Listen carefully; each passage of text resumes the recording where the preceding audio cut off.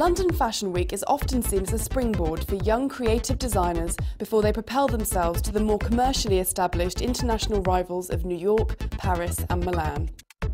But there is always more to this capital of fashion as established designers return, new designers launch and heritage brands push forward on their quest to update and expand. Kinder Aguggini's show at Somerset House was one of the hot tickets in town, and he thinks that London Fashion Week is still the place to be. It's eclectic. The variety, the diversity in this place is amazing. You never see two shows that are the same. Italian-born Aguggini, a St Martin's graduate from the 80s, worked as a designer for fashion giants such as Galliano, Westwood and Versace before recently launching his own label. Aguggini is an exemplary craftsman with a sophisticated eye and a slight edge from his days as a punk. His latest collection was testament to this. Inspiration was based on a woman called Juliette Recamier. She was a French lady that lived in Napoleonic time. She had a literary salon. But the truth is that she was an extremely beautiful woman who was promoting her political idea, which is totally an antithesis of Napoleon's.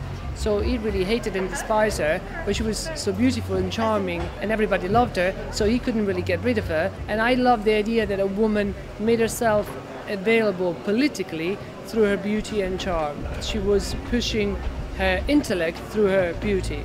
And I kind of wanted to represent that in a collection. Over at the Waldorf Hotel, society favourite Marią Gratchvogel was showing her first catwalk collection in 7 years.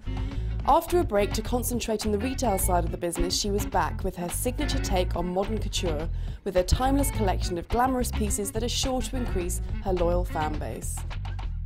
The collection is actually called After the Storm, and really I take all of my inspiration from the sort of core of a woman. I really focus on cut and fit and finding pieces in the collection you can combine in lots and lots of different ways to make a woman feel fabulous. So it had a kind of strength, the structure and all of the structural shapes sort of reflected that inner strength. And then some of the softer, more drapey shapes that you saw that mixed in with that provided that kind of feminine contrast, if you like. As well as the designers, some big-name brands were out in force. In particular, Jaeger shone again as even the fiercest fashion critics warmed to this season's offering. Continue as they are, and this label could soon be the next British brand to take on the might of Milan, New York and Paris.